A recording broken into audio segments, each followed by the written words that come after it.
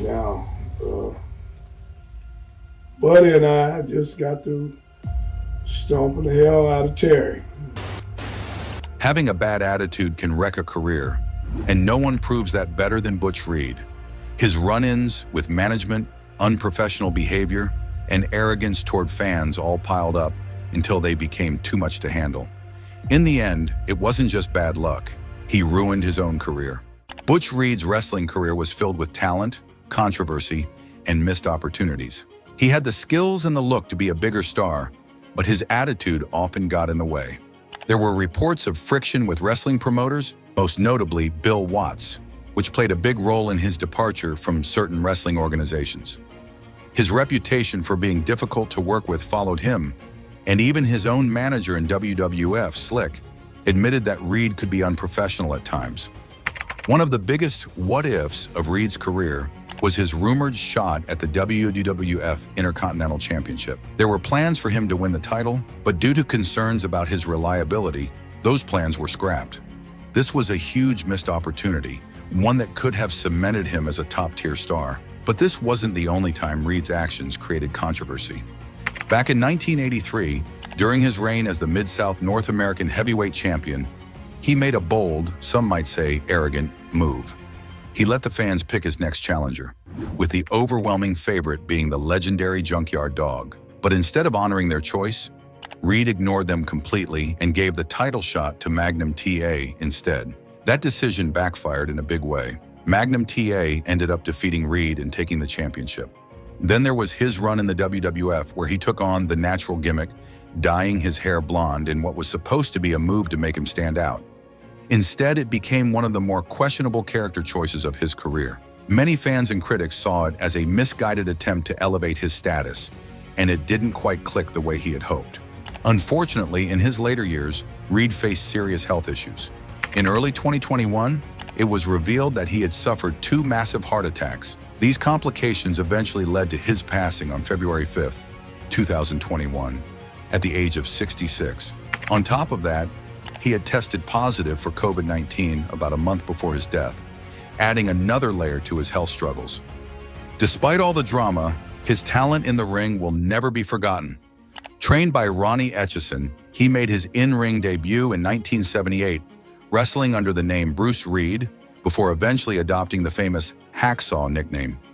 He quickly made a name for himself in the wrestling world, proving he had both the skills and the presence to become a star. By 1980, Reed had already won his first championship when he and Jerry Roberts defeated Mike George and Bob Sweeten for the NWA Central States Tag Team Championship. Though they lost the titles to the Kelly Twins in January 1981, this early success helped put Reed on the map. The following year, he found more gold when he and Sweet Brown Sugar won the Florida version of the NWA North American Tag Team Championship, defeating Dory Funk Jr. and David Von Erich. These victories showed that Reed was a rising force in the business, someone who could hang with the best and deliver top-tier performances. During the early 1980s, Reed became a regular in the NWA, competing in its St. Louis, Florida Championship Wrestling, and Georgia Championship Wrestling territories. He quickly gained respect as a powerhouse in the ring, and on April 7, 1982, he took on Ric Flair for the NWA World Heavyweight Championship in Miami, Florida. That match would go down in history as the first ever 5-star rated match by wrestling journalist Dave Meltzer. Even though Reed didn't walk away with the title, his performance solidified him as a serious competitor. Reed's momentum only grew when he joined Bill Watts' Mid-South Wrestling in 1983. Now known as Hacksaw Butch Reed, he entered the territory as a tag team partner for one of the biggest stars at the time, the Junkyard Dog. But things took a dramatic turn when Reed found himself in a heated battle over the Hacksaw nickname with Jim Duggan. At the time, Duggan was a villainous member of the Rat Pack, alongside Ted DiBiase and Matt Bourne. The two Hacksaws clashed multiple times, with Duggan using every dirty trick in the book to get the upper hand. Their rivalry lasted until Duggan eventually turned face, which led to an unexpected shift. Reed, feeling overshadowed, turned heel. Reed made his intentions clear in a dramatic television segment where he declared, "Butch Reed is going to start looking out for Butch Reed." This statement led to a confrontation with JYD in the ring, What started as a war of words quickly escalated into a physical altercation when Reed attacked JYD. Ted DiBiase soon joined the beatdown, cementing Reed's transformation into one of the top villains in Mid-South. Reed's heel turn led to one of the most controversial moments of his career. On July 16, 1983, he won the Mid-South North American Heavyweight Championship, and he confidently defended it against JYD in the months that followed. Then, in a bold and somewhat arrogant move, Reed decided to let the fans choose his next challenger for the title. The options were JYD, Jim Duggan, Crusher Khrushchev, and Magnum TA. The fans overwhelmingly voted for JYD, but Reed had other plans. Ignoring their decision, he declared that neither JYD nor Duggan deserved a shot, and instead granted the opportunity to Magnum TA. That choice backfired when Magnum ended up defeating him for the championship. However, Reed wasn't done yet. Just 12 days later, Nikolai Volkov took the title from Magnum, creating even more chaos in the division. Despite losing the North American title, Reed's success in the tag team division continued. On the same night he lost the title, he teamed up with Jim Neidhart to defeat Magnum TA and Jim Duggan for the Mid-South Tag Team Championship. Reed's time as a double champion didn't last long, though. The North American title was eventually returned to him after Mid-South officials ruled that the original match against Magnum TA wasn't legal since the fans had chosen JYD. But that reign was short-lived as well, as he lost the belt in a controversial match where Dusty Rhodes served as the special guest referee. With his focus now on the tag team scene, Reed and Neidhart defended their titles against all challengers. When Magnum TA and Mr. Wrestling 2 stepped up to challenge them, Reed and Neidhart decided to up the stakes. They demanded that Mr. Wrestling 2 put his mask on the line. The match took place inside a steel cage on Christmas night in 1983, and in the end, Reed and Neidhart lost, costing them the championship and causing friction between the two partners. This led to a short but brutal feud between them before Reed moved on to other rivalries. One of the most intense feuds of Reed's career was against Terry Taylor. Their battles throughout the spring of 1984 were crucial in establishing Taylor as a rising star in Mid-South. The rivalry expanded when Nature Boy Buddy Landel joined forces with Reed, leading to several heated tag team encounters. Reed also made headlines for his violent attacks on Taylor, often using a coal miner's glove to gain an advantage. However, Reed's attention soon shifted back to his old enemy, the Junkyard Dog. Their long-standing rivalry took another shocking turn when Reed and Landel attacked JYD while he was wrestling under a mask as Stagger Lee and painted him yellow. This act of humiliation led to several brutal matches, including dog collar matches that kept fans on the edge of their seats. Just as the feud was reaching its peak, JYD abruptly left Mid-South for the World Wrestling Federation without informing Bill Watts. This left the promotion scrambling to find a replacement, leading them to bring in Master G to take JYD's place. Unfortunately, the Reed versus Master G feud never gained much traction, forcing Watts to rethink his plans. Reed's next major storyline saw him rejecting an offer from General Skandor Akbar to join his stable. When Buddy Landel presented Reed with a golden Rolex, claiming it was a gift from Akbar, Reed angrily stomped on the watch and started a brawl. This defiant act turned him into a fan favorite, and when Jim Duggan came to his aid against Akbar's army, Reed was fully established as a hero once again. The two Hacksaws joined forces against Akbar's stable, but Reed eventually ran into an unstoppable force, Kamala. After suffering repeated defeats at the hands of the Ugandan giant, Reed quietly left Mid-South. After a brief run in the American Wrestling Association as Jimmy Garvin's bodyguard, Reed returned to Mid-South in 1985. He quickly regained the North American Championship by defeating Dick Murdoch and later went toe-to-toe with Ric Flair in a famous one-hour time limit draw for the NWA World Heavyweight Championship.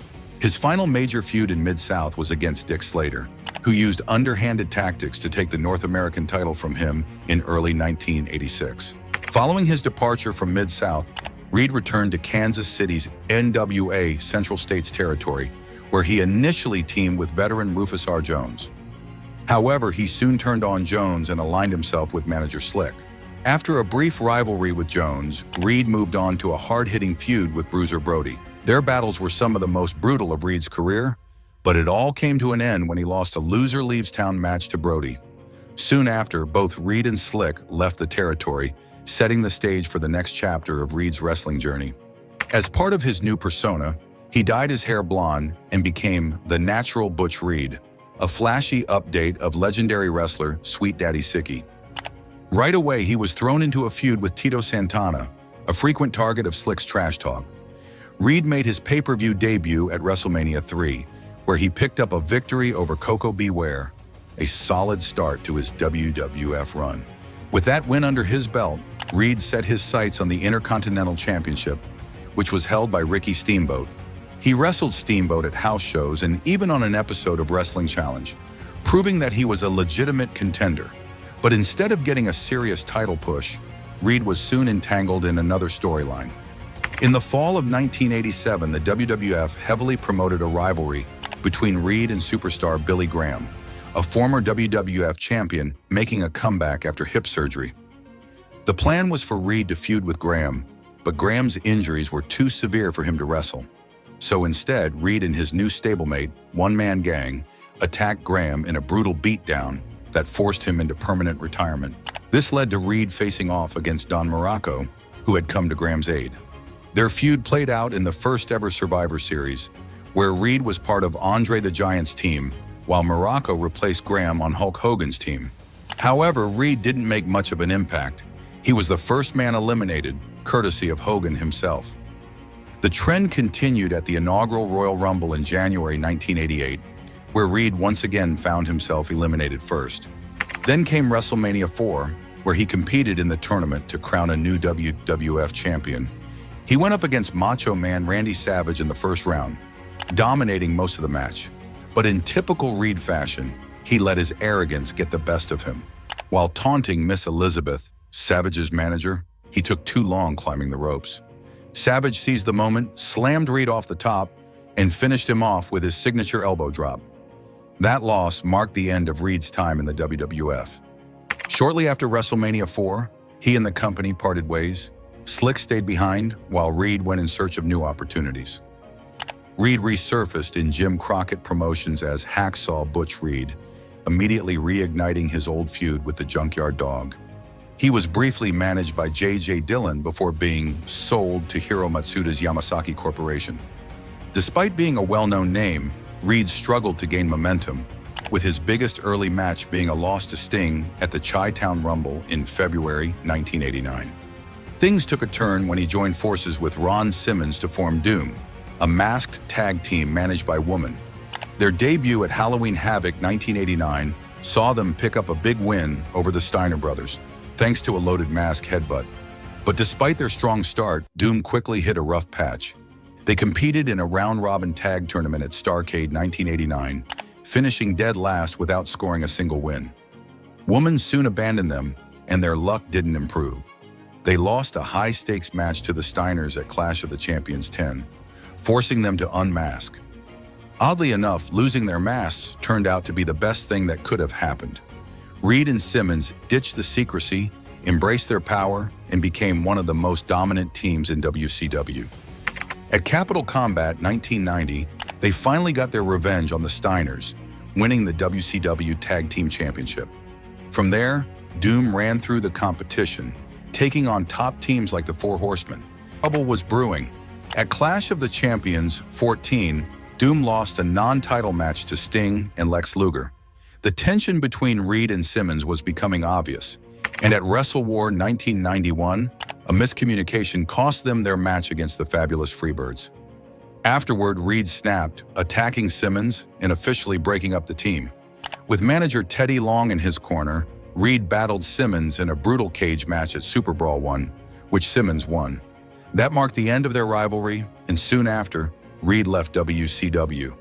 He returned briefly in 1992, teaming with the Barbarian and Cactus Jack. He even picked up a big win at Clash of the Champions 20, defeating Dustin Rhodes and Barry Windham. But by the end of the year, he was gone from WCW for good. Reed spent the next few years wrestling in smaller promotions. In the USWA, he rekindled his rivalry with Junkyard Dog and even won the Unified World Heavyweight Championship. However, his reign lasted only a week before he lost the belt to Todd Champion. By 1994, he was in the dying days of the Global Wrestling Federation, where he won the North American Championship, but lost it shortly after to gentleman Chris Adams. Though he continued wrestling on the independent scene, Reed had his sights set on something else, competing in rodeo circuits in Kansas City. He balanced wrestling with his rodeo commitments, eventually joining Harley Race's WLW promotion. There, he won the WLW Heavyweight Championship in 2001 and held it for nearly a year before losing it in early 2002.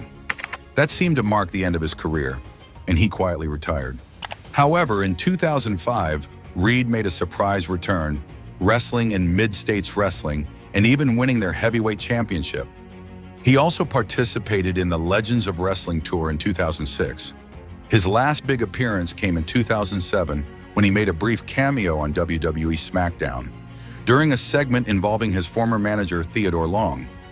His final match took place on May 18, 2013, when he teamed with Bob Orton Jr. in a losing effort against Flash Flanagan and Ron Powers at SICW in East Carondelet, Illinois. After that, he stepped away from the ring for good, closing the book on a career that saw him wrestle in nearly every major promotion. That's a wrap for today's video. If you enjoyed it, don't forget to hit that like button and subscribe. Weighing 242 pounds, from Arizona, unbeaten Rookie of the Year, Tom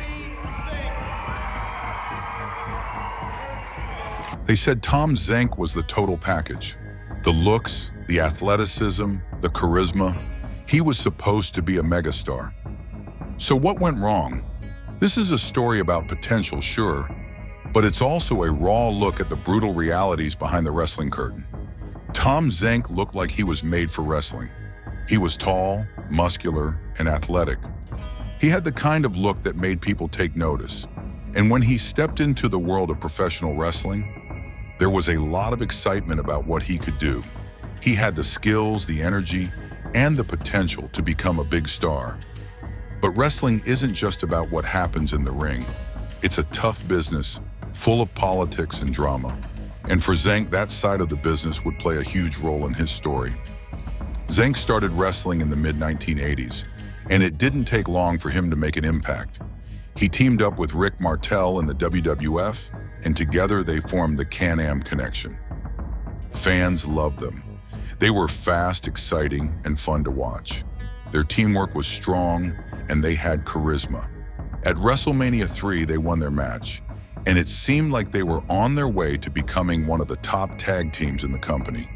Then, just as quickly as they had risen, everything fell apart. Out of nowhere, Zenk was gone. People wondered what had happened. Was he injured? Was there a personal issue? The truth was much simpler: money. Zenk felt like he wasn't being paid fairly, and he wasn't happy about it. In wrestling, money can be a touchy subject. Some wrestlers stay quiet and deal with it, hoping things will change. Others, like Zenk, decide to walk away. His exit wasn't a quiet one. There were accusations, lawsuits, and a lot of bad blood. When you leave a company like WWF on bad terms, it doesn't just mean you lose your spot. It can mean you might never get another chance there again. After leaving WWF, Zenk moved to WCW, hoping for a fresh start. He found some success there. He teamed up with Brian Pillman and won the NWA United States Tag Team Championship. He also had a solid singles run, feuding with Arn Anderson over the World Television Championship. He was still in the game, still proving himself, still winning titles, but something always seemed to be missing. Zenk believed he deserved more. He wanted bigger matches, better storylines, and more recognition. He thought he had what it took to be a top guy. But wrestling isn't just about talent. It's about timing.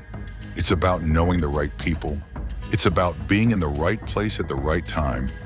By the early 1990s, WCW had shifted its focus, and Zenk found himself being used to help make other wrestlers look good.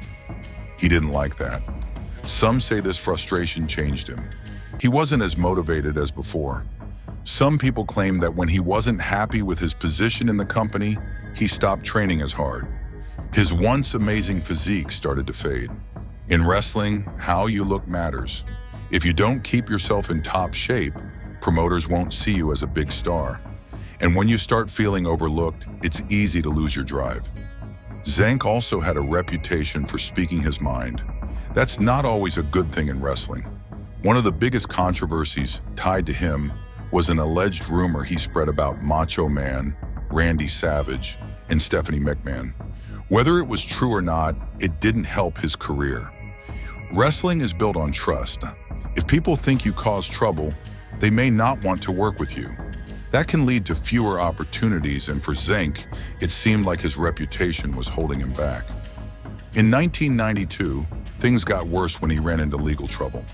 He was charged with steroid possession in Alabama. He pleaded innocent, but this was during a time when wrestling was under heavy scrutiny for drug use. The industry was being watched closely, and Zenk found himself caught in the middle of it.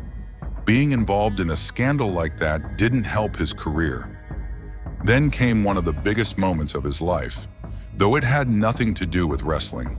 In 1994, Vince McMahon was on trial for allegedly distributing steroids. The case was massive. If McMahon had been found guilty, it could have changed wrestling forever. Zenk was one of the wrestlers who testified. Others, like Hulk Hogan and Rick Rude, also took the stand. The entire industry was paying attention. In the end, McMahon was found not guilty. But for Zenk, testifying against the most powerful man in wrestling wasn't exactly a good career move. After the trial, he slowly disappeared from the wrestling world. Some say he was threatened with legal action for things he had said about the business. Whatever the reason, he faded away. After leaving wrestling, Zenk stayed out of the public eye.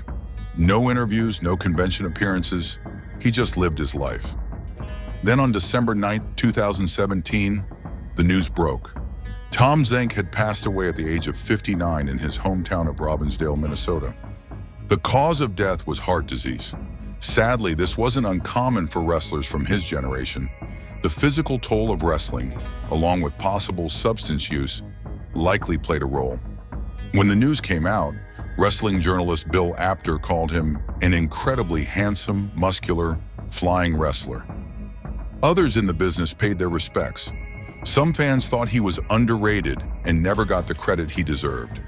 Others felt he was missing something that could have made him a legend. Looking back, Tom Zenk's career was full of ups and downs. He had all the tools to be a star, but wrestling is unpredictable. Some guys get every opportunity and never make it.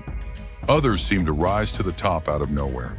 Zenk's story is one of talent, frustration, and controversy. No matter how people remember him, his story is a reminder of how tough wrestling can be. It's not just about what happens in the ring. It's about relationships, choices, timing, and the business side of things. Tom Zenk may not have been the biggest star, but his journey through wrestling is still worth remembering. It is a shame that he couldn't be as big as he deserved, for a man who had massive feuds and such a prominent stage presence. Let's change the narrative and pay him a tribute, because he certainly deserves one. For starters, here we have his most epic, controversial, and nerve-chilling feuds. To Tom. Tom Zenk's wrestling career was a tale of promise, rivalries, and memorable moments. When he stepped into the World Wrestling Federation, WWF, in 1986, he teamed up with Rick Martel to form the Can-Am Connection, a duo that quickly won over fans with their energy and teamwork. With their high-flying moves, impressive speed, and undeniable chemistry, they were seen as one of the most exciting young tag teams in the company. From the beginning, the Can-Am Connection found themselves up against some tough opponents. One of their earliest battles was with the Dream Team, Brutus Beefcake and Greg Valentine. This was a classic clash of styles. While the Can-Am Connection relied on their speed and agility, the Dream Team brought brute strength and years of experience. Every match between them felt like a battle of wits and endurance, with Zenk and Martel zipping around the ring, dodging and countering the power moves of Beefcake and Valentine. Their matches were crowd favorites, with the audience fully invested in the outcome. But that wasn't the only challenge they faced. Soon they were up against Kamala and Sika, two wrestlers known for their intimidating presence and aggressive fighting style. Unlike the Dream Team, who relied on traditional wrestling tactics, Kamala and Sika were wild and unpredictable. The Can-Am connection had to adapt quickly, proving they could take on not just technically skilled wrestlers, but also the kind of raw power that Kamala and Sika brought to the ring. Despite being outsized, Zenk and Martel's resilience and quickness often gave them the edge, making for exciting matches. Then came one of their biggest rivalries, Don Morocco and Ace Cowboy Bob Orton Jr. This feud reached its peak at WrestleMania 3, one of the biggest wrestling events of all time. The Can-Am connection was given the honor of kicking off the show, a sign of the WWF's faith in their potential. Opening WrestleMania was no small feat, and Zenk and Martel made the most of it. The crowd was electric as the Can-Am connection secured a huge victory, proving they were more than just rising stars. They were contenders. However, their most memorable feud in the WWF was against Demolition, the unstoppable force of Axe and Smash. At the time, Demolition was undefeated, steamrolling through opponents with their dominant power and ruthless tactics. They were one of the most feared tag teams in wrestling history, known for their intimidating appearance and punishing moves. But on June 6, 1987, in a shocking upset, the Can-Am connection did the unthinkable. They handed Demolition their first loss. It was a defining moment for Zenk and Martel, solidifying them as one of the top babyface teams in the company. The win proved that even an undefeated powerhouse like Demolition could be beaten, and it gave the Can-Am connection a significant boost in credibility. Unfortunately, all good things must come to an end. The Can-Am connection's final feud was against the Islanders, Haku and Tama. While this was another heated rivalry, it was overshadowed by Zenk's sudden departure from the WWF in the summer of 1987 due to a pay dispute. With Zenk gone, Martel found a new partner, and the Can-Am connection was no more. Fans were disappointed as the team had just started to hit their stride, but Zenk had other plans for his wrestling career. Despite this setback, Zenk wasn't done with wrestling. In 1989, he joined World Championship Wrestling, WCW, where he continued to make waves. One of his most successful tag team partnerships was with Brian Pillman.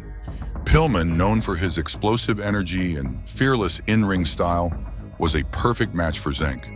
Together, they won the NWA United States Tag Team Championship and found themselves in a heated rivalry with the Midnight Express, a team known for their incredible in-ring skills and tag team expertise. The battles between these two teams were some of the most exciting in the tag division at the time, filled with high-flying moves, fast-paced action, and jaw-dropping moments that had fans on the edge of their seats. But Zenk wasn't just a tag team wrestler. He thrived as a singles competitor too. He captured the NWA WCW World Television Championship and soon found himself feuding with one of the toughest competitors in the business, Arn Anderson. Their matches were hard-hitting, with both men exchanging victories and pushing each other to their limits. Anderson was known for his technical prowess and no-nonsense attitude, making him a challenging opponent for Zenk. It was a true test of skill, and Zenk proved he could hold his own against one of the best. Zenk's time in WCW also saw him as part of the WCW World Six-Man Tag Team Champions, alongside Dustin Rhodes and Big Josh. Their reign brought them into rivalries with the York Foundation, a faction led by Alexandra York, and the Fabulous Freebirds, a legendary team known for their chaotic style.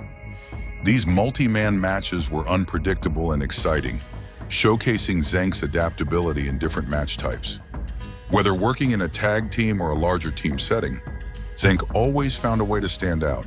In one of his more unusual rivalries, Zenk found himself facing Buck Purley in a match that ended in controversy. Purley allegedly used an illegal object to gain the upper hand, adding an extra layer of drama to their encounter.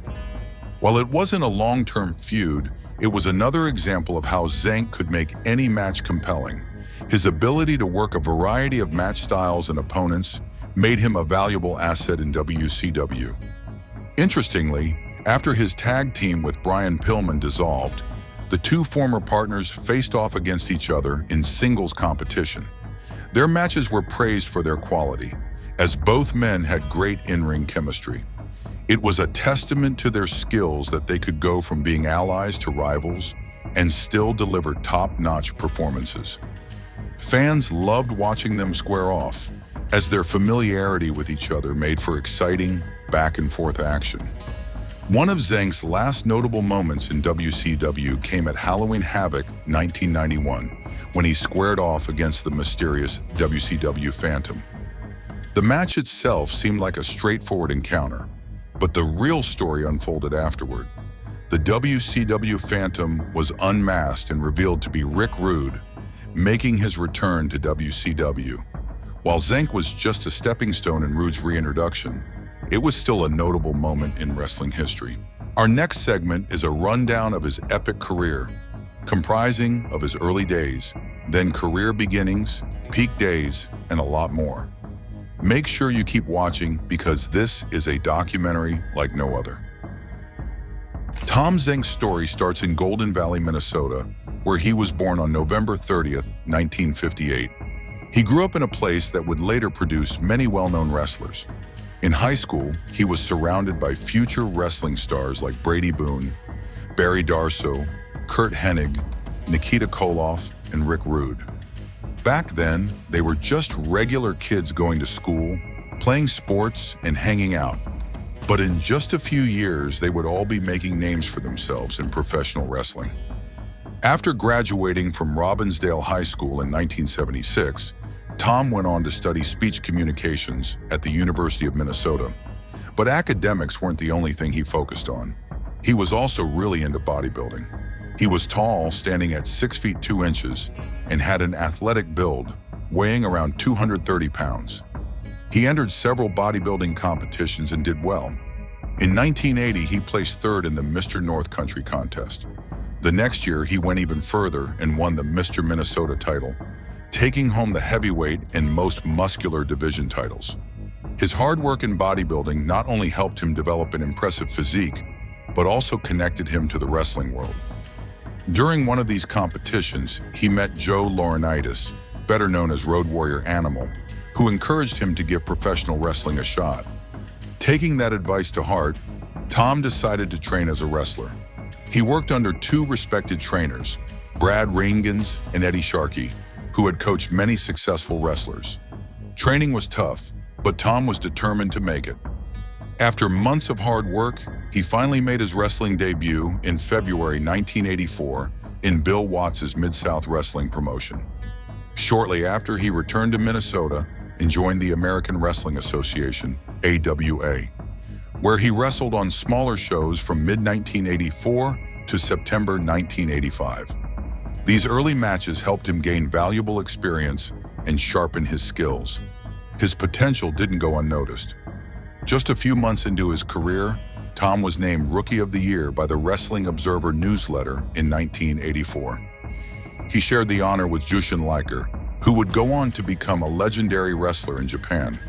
This award showed that people in the industry saw something special in him and believed he had a bright future.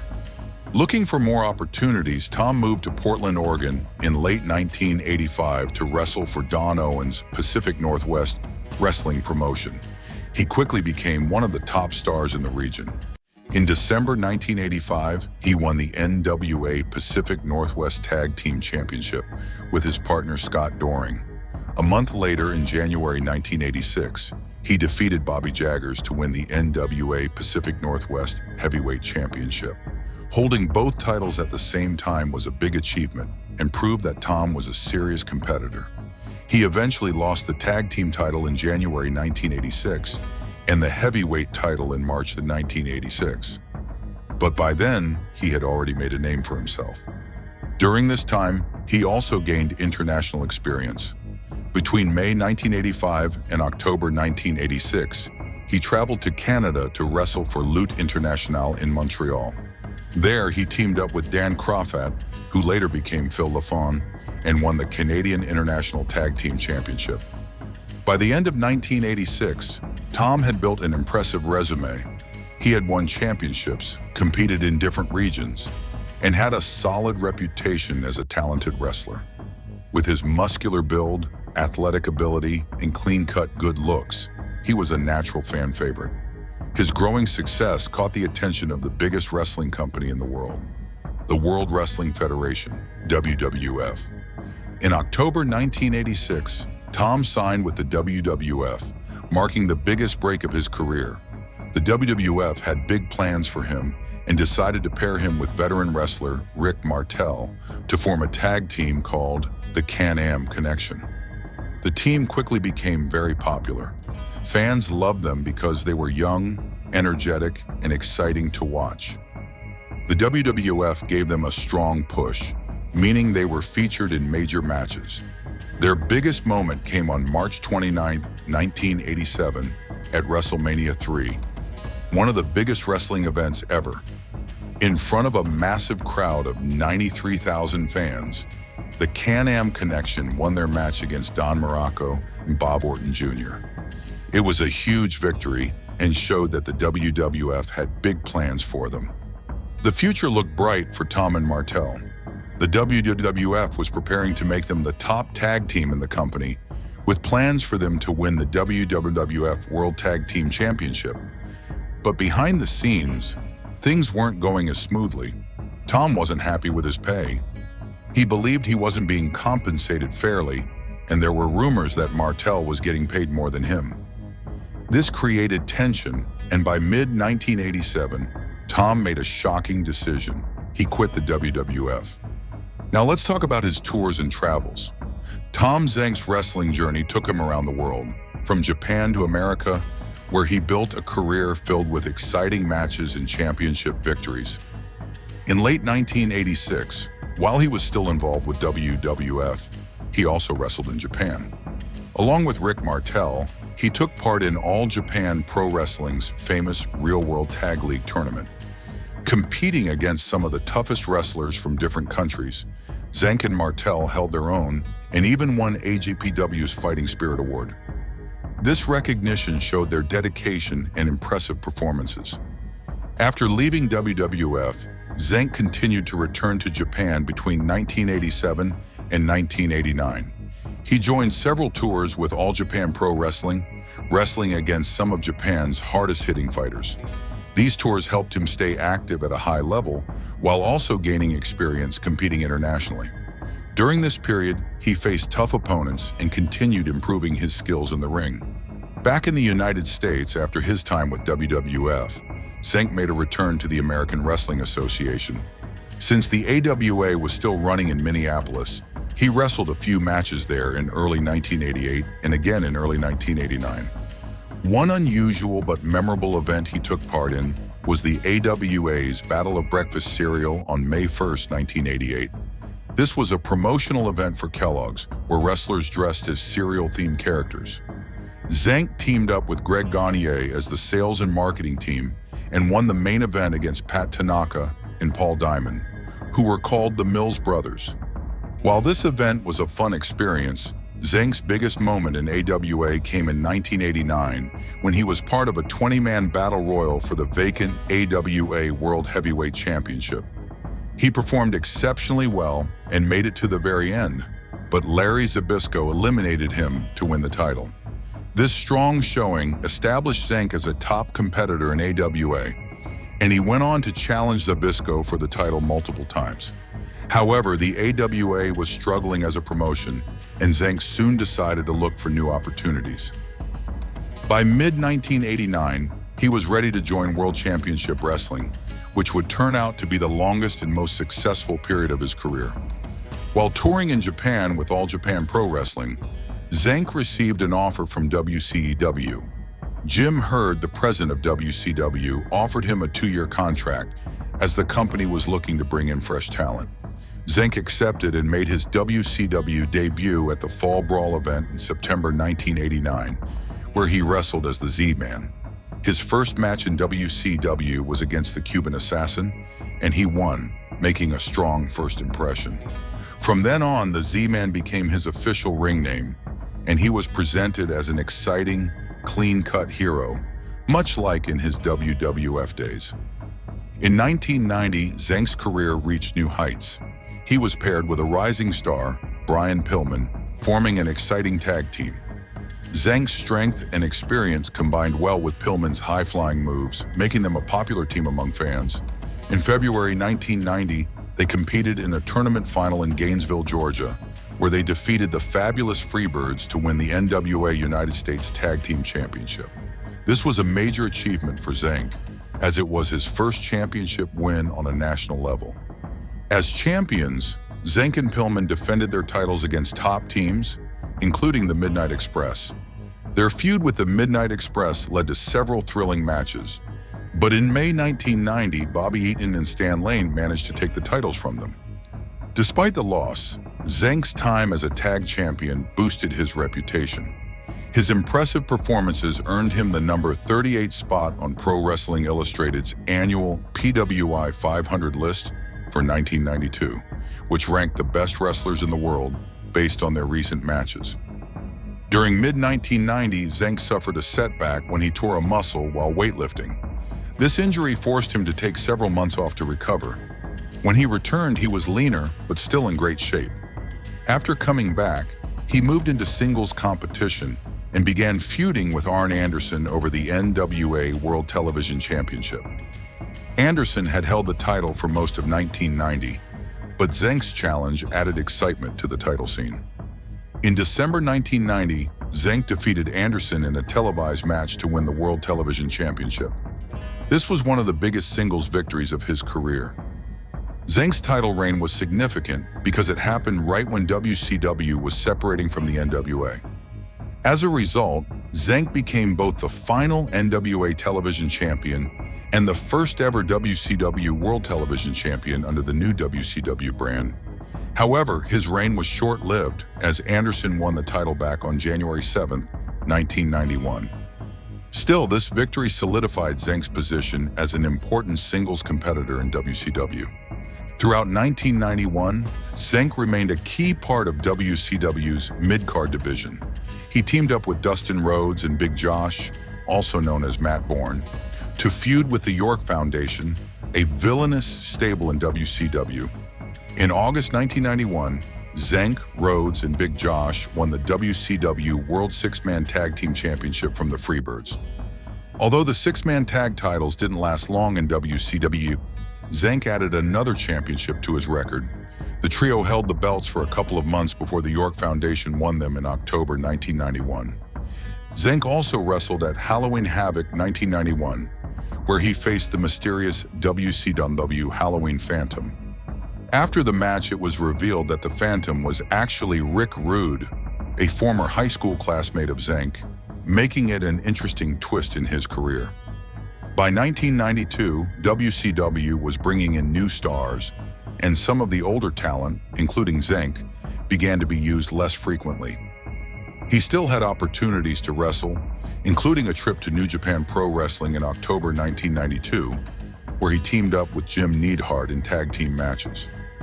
In 1993, Zenk had a few more notable moments, including stepping in as a masked wrestler for a WCW World Tag Team title defense alongside Ricky Steamboat when Shane Douglas was injured. However, his role in WCW was becoming less important, and he was no longer being pushed as a major star. He found himself losing more matches on television and was mostly used to make newer wrestlers look strong. Although he never reached the main event level, Zenk was known for his exciting, high-energy matches. He had great athleticism and used high-flying moves like drop kicks and crossbody attacks that entertained the crowd. He won 3 different championships during his WCW career, proving that he was a successful mid-card wrestler. Wrestling experts have often said that Zenk had everything needed to be a bigger star, including a great physique and strong in-ring ability. However, backstage politics and booking decisions limited his rise in the company. According to wrestling journalist Dave Meltzer, WCW's bookers never fully supported Zenk, which hurt his chances of becoming a bigger star. Once his partnership with Brian Pillman ended, he was slowly pushed down the card. Frustrated, Zenk admitted in interviews that at times he lost motivation. He felt that if he was going to be used as a background wrestler, there was no need to train as hard, and this attitude may have further affected his career. Despite these challenges, from 1989 to 1992, Zenk was a fan favorite in WCW. He played an important role in the tag team and television title divisions and built a loyal fan base. His career was filled with exciting matches, championship victories, and memorable moments that made him a respected name in professional wrestling history. Tom Zenk's wrestling career didn't end with a grand farewell, but rather faded away quietly. By the early 90s, the cheers had softened, and the bright lights weren't shining on him the way they once did. His time in WCW came to an end in May 1994, and from there, things were never quite the same. Like many wrestlers, injuries started catching up with him. The muscle tear he suffered in 1990 was just one of many battle scars accumulated over years of high-flying action. But it wasn't just the physical toll, it was the shifting landscape of professional wrestling. WCW was bringing in marquee names, and when Hulk Hogan arrived in 1994, the company's focus changed dramatically. New superstars took center stage, and Zenk, still portraying the clean-cut, all-American hero, found himself without a fresh angle. He never reinvented himself or turned heel, moves that could have revitalized his career. Instead, the Z-Man persona that once thrilled fans began to feel outdated. After leaving WCW, Zenk wrestled briefly in Japan for All Japan Pro Wrestling in mid-1994, but these were short stints rather than long-term commitments. He returned home to Minnesota, wrestling for independent promotions. In 1996, he made one last attempt at a comeback with the American Wrestling Federation, AWF, a promotion that aimed to revive an old-school wrestling style. But by October of that year, he wrestled his final match. Just like that, after 12 years in the ring, Tom Zenk quietly stepped away from professional wrestling. So why did he disappear so quickly? Part of it was frustration. Zenk had never been one to play politics, and as his career declined, he became more outspoken about the wrestling industry's inner workings. He openly criticized promoters and even testified against Vince McMahon during the infamous steroid trial in 1994, shedding light on the pressure to use performance-enhancing drugs. His honesty was commendable, but in an industry where relationships mattered as much as talent, it likely cost him opportunities. By the mid-90s, no major promotions were knocking on his door. While many wrestlers transitioned into roles as managers or commentators, Zenk chose to step away entirely. He lived a relatively low-profile life in Minnesota, rarely making public appearances. However, in the late 90s and early 2000s, he occasionally surfaced on wrestling radio shows and interviews, where his unfiltered takes on the business gained attention. Fans appreciated his candor, though his bluntness sometimes landed him in hot water. At one point, legal threats from WWE reportedly led him to retreat from public commentary altogether. Unlike many of his peers, Zenk never made a nostalgia-fueled return to WWE or the independent scene. He didn't participate in Legends reunions, and he never sought the limelight after retirement. Still, his name remained in discussions about talented wrestlers who never quite reached their full potential. Tom Zenk had all the tools for superstardom: athleticism, charisma, and early success. His tag team with Rick Martel, the Can-Am Connection, remains one of wrestling's great what-ifs. Had he stayed in WWE in the late 80s, his career trajectory might have been different. In WCW, he was a solid mid-carder with moments of success, but the breakout push never fully materialized. His departure from WWE in the late 1980s was an early indication of his struggles with the business side of wrestling. He had a falling out with the company over pay issues, a common complaint among wrestlers at the time. In an era where contracts weren't always transparent and loyalty was often tested, Zenk's decision to leave WWE rather than accept what he saw as unfair compensation spoke to his principles, but also cost him the momentum he had built. The Can-Am Connection was poised for great things, and their split left many wondering what could have been if Zenk had stuck around. Wrestling historians haven't forgotten him, He was named Rookie of the Year in 1984 by the Wrestling Observer newsletter and was ranked among the top 500 wrestlers in a 2003 issue of Pro Wrestling Illustrated. Though not a household name for fans of 80s and 90s wrestling, he remains a familiar figure. Outside the ring, Zenk largely stayed out of the public eye. He never transitioned into Hollywood or mainstream entertainment, apart from minor appearances on WCW programming. Those who knew him described him as sharp-witted and humorous, with a sarcastic edge when discussing the wrestling business. Sadly, Tom Zenk passed away on December 9, 2017, at the age of 59 due to heart disease. His passing was met with tributes from fans and former colleagues, especially from the Minnesota wrestling scene, where his journey began. He was laid to rest at St. Nicholas Cemetery in Carver, Minnesota. Looking back, Tom Zenk's career is a tale of promise, frustration, and unfulfilled potential. He wrestled in major promotions, won championships, and competed on some of the biggest stages in wrestling, but there's always that lingering question of what could have been. His story serves as a reminder of the unpredictable nature of professional wrestling, how talent alone isn't always enough, and how timing, backstage politics, and personal choices can shape a career just as much as in-ring ability.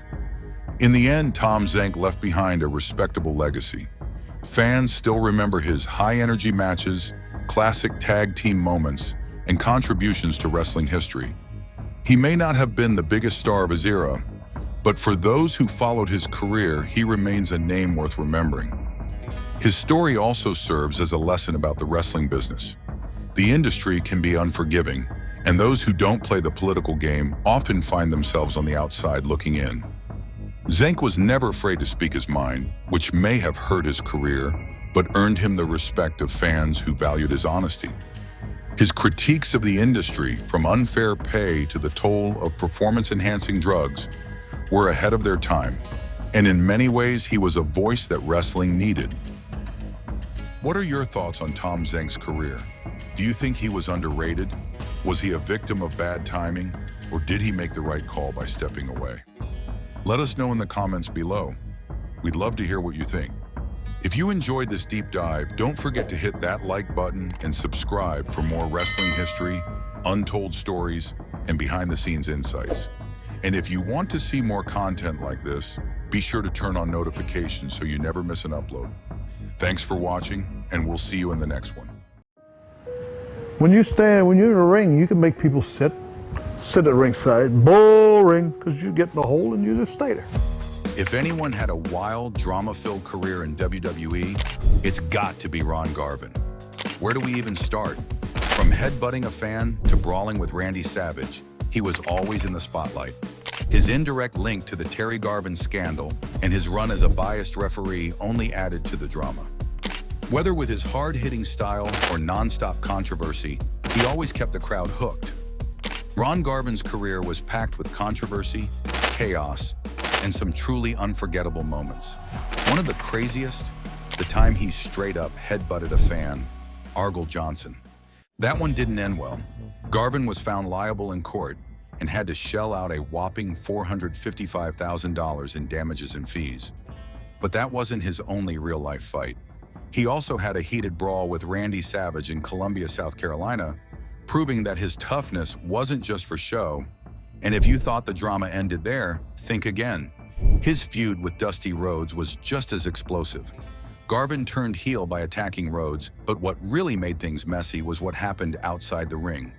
He later spoke out, openly slamming Dusty Rhodes' influence and booking decisions, making it clear he had no love for the way things were being run behind the scenes. His harsh words added even more fuel to the fire, turning what was already a heated rivalry into an all-out war. Fans couldn't stop talking about the drama, and it only made Garvin's rebellious reputation grow even stronger. But if there was one controversy that cast a serious shadow over him, it was his indirect connection to the Terry Garvin scandal. While Ron himself wasn't directly accused of anything, his close association with his kayfabe brother, Terry Garvin, who faced serious allegations of sexual harassment, may have damaged his reputation by association. Even though he had no involvement in the controversy, Being linked to someone at the center of such serious accusations likely made things difficult for him, both personally and professionally. Garvin's troubles didn't stop there. Even his time as a referee in the WWF became a spectacle. Instead of staying neutral like a referee should, Garvin made it clear he had a personal grudge against Greg Valentine. He repeatedly made questionable calls, leaving both fans and officials wondering if he was out for revenge rather than enforcing the rules. Things finally boiled over when he took it a step too far and outright punched Valentine in the middle of a match. That was the last straw. After receiving multiple warnings, Garvin was officially banned from refereeing altogether. Beyond WWE, Garvin stirred things up in the business world of wrestling too. After leaving SECW, Garvin didn't just step away quietly, he made waves by starting his own rival promotion. But that wasn't all. In a move that shocked the wrestling world, he took the NWA Southeastern Heavyweight title with him, along with something a little more unusual: Ron Fuller's boat. Naturally, Fuller wasn't happy and took the matter to court, but in a surprising twist, he lost the case simply because he refused to admit that wrestling was scripted. As if that wasn't enough controversy, Garvin's reign as champion in Jim Crockett Promotions didn't exactly go as planned. His time at the top was short-lived, and it didn't do the company any favors. TV ratings dropped, ticket sales suffered, and many saw his title run as a mistake. Some even speculate that the entire thing was just a strategic move, setting the stage for Ric Flair's big comeback and making his eventual title win feel even more important. Whether intentional or not, Garvin's championship run remains one of the most debated moments in wrestling history. One thing is clear: when it wasn't his drama-making headlines, it was his performances that remain legendary to this day. Garvin, originally wrestling under his real name, adopted the ring name Ron Garvin in the mid-1960s and formed a tag team with Terry Garvin, who was billed as his brother. Alongside them was Jimmy Garvin, who in reality was Ron's stepson, serving as their manager. Together, the trio made waves in the late 60s and early 70s, winning multiple regional tag team championships. By the mid-1980s, Garvin had gone solo and built a strong reputation as a singles competitor, particularly in Georgia, Alabama, Kentucky, and Tennessee. He and Jimmy Garvin had a heated feud with the Rougeau family in international wrestling, based in his hometown of Montreal. But Garvin's career was just getting started, and he had plenty more controversy in store. Garvin made his mark in Southeastern Championship Wrestling, owned by Ron Fuller. But one of his most infamous moments there had nothing to do with a match. He literally threw the championship belt off the Gay Street Bridge in Knoxville. That kind of rebellious energy followed him throughout his career. His time in Angelo Poffo's International Championship Wrestling saw him take on some of the biggest names, including Randy Savage and Pez Whatley. One of his most memorable moments came when he knocked Ox Baker's dentures out of his mouth and then stomped on them. Garvin had a knack for making sure fans never forgot his matches. In the Southeast, Garvin had feuds with legends like Andre the Giant, Bob Orton Jr., and Tony Charles. He even briefly adopted the persona Mr. Knoxville and teamed up with Charles. But in true Garvin fashion, he soon turned on his partner and aligned himself with Orton, officially becoming a heel. Garvin dominated the NWA Georgia scene, holding the television title 5 times. One of his most talked about feuds was with Jake the Snake Roberts, who was a member of the Legion of Doom at the time. At one point, Roberts held the title and refused to grant Garvin a rematch. Desperate to reclaim his belt, Garvin took drastic action. He mortgaged his house to come up with $10,000 to pay Roberts for another shot. The gamble paid off and Garvin won the rematch, reclaiming the championship. Though Garvin had been part of Jim Crockett Promotions since 1968, he wasn't initially a major player. For years, he was seen as a mid-card wrestler, often used to put over bigger stars. But when he returned to JCP in 1984, things changed. He became known as the Man with the Hands of Stone, a nickname that would define his career. Garvin had high-profile feuds with Tully Blanchard and Black Bart. He also teamed up with Barry Windham, and together they won the NWA United States Tag Team Championship from Ivan Koloff and Khrushchev Khrushchev. They later lost the belts to Koloff and Dick Murdoch, but Garvin's star continued to rise. One of his most unique moments came at Starrcade 85 when he teamed up with Jimmy Valiant against Jim Cornette's Midnight Express. But it wasn't just any match. It was an Atlanta street fight, and Garvin wrestled in drag as Miss Atlanta Lively. Fans were shocked, but Garvin pulled it off in style. He continued feuding with Cornette's men, including Big Bubba Rogers, whom he battled in another street fight at Starrcade 86. By 1987, he and Wyndham were still chasing the Midnight Express, now with Sweet Stan Lane replacing Dennis Condrey. The feud escalated when Cornette threw fire in Garvin's face during a match. This led to Jimmy Garvin stepping in to help his brother, turning both himself and his valet, Precious, into fan favorites. Garvin's next big feud was with none other than the Nature Boy Ric Flair. Their rivalry was built around Flair's obsession with Precious, leading to intense, sold-out matches. Garvin often won non-title matches or by disqualification when the title was on the line, but he couldn't seem to take the championship off Flair. That all changed on September 25th, 1987. In a shocking twist, Garvin defeated Flair to win the NWA World Heavyweight Championship. However, there was more to the story. With the NWA's biggest event, Starrcade 87, set to go head-to-head with WWF's first Survivor Series, Jim Crockett Promotions needed Flair to win the title back. The problem? They had to find someone willing to temporarily hold the belt. Many wrestlers declined, but Garvin, knowing this might be his only shot at the championship, took the opportunity.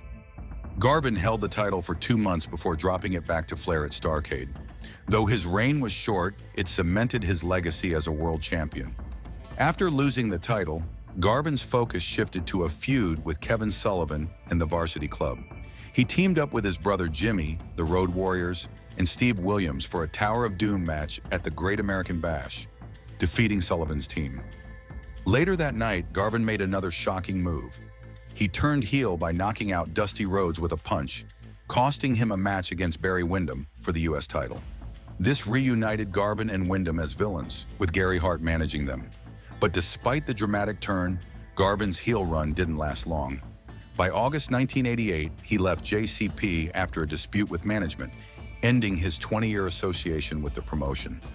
After his time in Jim Crockett Promotions ended in 1988, Garvin didn't slow down.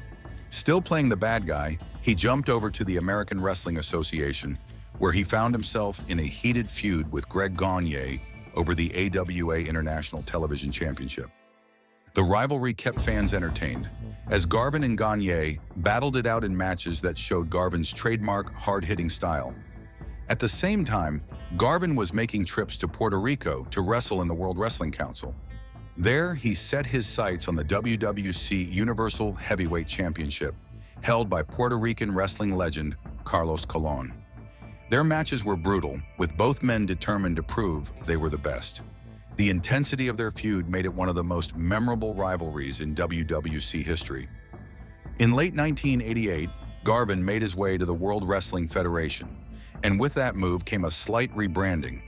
No longer a villain, he was now rugged Ronnie Garvin, a tough, no-nonsense competitor who quickly won over the fans.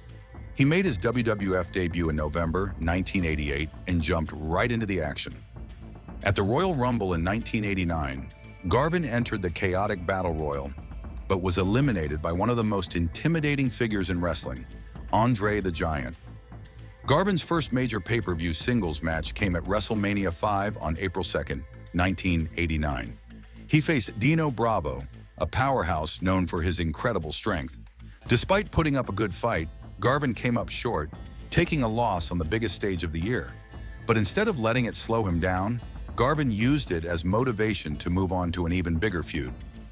Soon after, Garvin found himself locked in a bitter rivalry with the Hammer, Greg Valentine.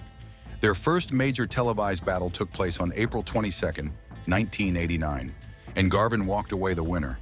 But Valentine wasn't about to let that stand. He immediately demanded a retirement match, a one-on-one contest where the loser would have to step away from in-ring competition. When they met again the following week, Valentine emerged victorious, forcing Garvin to retire. But Garvin didn't leave the WWF. Instead, he took on a new role, special referee. And let's just say, he didn't exactly play it neutral. He had no problem getting physical with wrestlers who didn't follow his rules. When guys like Dino Bravo and the Brooklyn Brawler tried to push him around, Garvin fought back. It wasn't long before WWF President Jack Tunney had enough of Garvin's antics. He warned him to stop interfering, but Garvin wasn't one to back down. The final straw came when he punched Valentine during a match against Jimmy Snuka. That got Garvin banned from being a referee. If WWF thought that would keep Garvin out of trouble, they were wrong. At SummerSlam 1989, he returned as the special ring announcer for Valentine's match against Hercules. Instead of calling it down the middle, Garvin used the microphone to embarrass Valentine. He claimed Valentine lied about his weight and had 2 left feet. Then, when Valentine cheated to win by using the ropes for leverage, Garvin announced Hercules as the real winner. Furious, Valentine attacked Garvin, knocking him out of the ring. But Garvin wasn't done. He jumped back in and knocked Valentine out cold. That was enough for Valentine. He demanded Garvin be reinstated as a wrestler so he could settle things once and for all. The two spent the next 4 months battling across the country, with each man picking up wins along the way. The rivalry finally reached its climax at the 1990 Royal Rumble, where Garvin defeated Valentine in a grueling submission match, forcing him to tap out and ending their feud once and for all. Garvin had one more big moment in WWF when he teamed up with Jim Duggan, Bret Hart, and Hercules to form the 4x4s, a team that competed at Survivor Series 1989. They took on the King's Court, led by Randy Savage, but Garvin's team came up short. After finishing his rivalry with Valentine, Garvin was on track to feud with Rick Martel. They cut promos against each other, hyping up a showdown. While they did have matches at live events, their feud never made it to television. Not long after, in November 1990, Garvin quietly left WWF. Garvin's next stop was a brief return to WCW in 1991. He wrestled at a house show in Knoxville, Tennessee, facing off against Rick Steiner. However, he wasn't offered a contract, so he moved on. With WCW not working out, Garvin went back to WWC in Puerto Rico, reigniting his feud with Carlos Colon. On February 2, 1992, Garvin defeated Colon to win the WWC Universal Heavyweight Championship for the second time, adding another title to his impressive career. Later, Garvin became a regular in Jim Cornette's Smoky Mountain Wrestling, where he battled Paul Orndorff and Kevin Sullivan. Even after stepping away from full-time wrestling, Garvin still made appearances in independent promotions well into the 2000s. He even participated in a Legends Battle Royal for Juggalo Championship Wrestling in 2011. His last recorded match came on September 20th, 2014, when he teamed up with another veteran in a tag team match for Bruiser Wrestling Federation. At the end of the day, his wrestling career was nothing short of legendary. He battled some of the biggest names in the industry, captured championships across multiple promotions, and left behind a legacy of unforgettable moments. Whether he was delivering his signature punches, getting into real-life brawls, or keeping fans entertained with his unpredictable antics, Garvin always knew how to command attention. He may not have held the longest title reigns, but his contributions to professional wrestling go far beyond just championships. His toughness, charisma, and ability to captivate an audience made him a true icon of the sport. Well, that wraps up today's video. Don't forget to hit like and subscribe so you never miss an update. Thanks for watching, and we'll see you next time. Bye.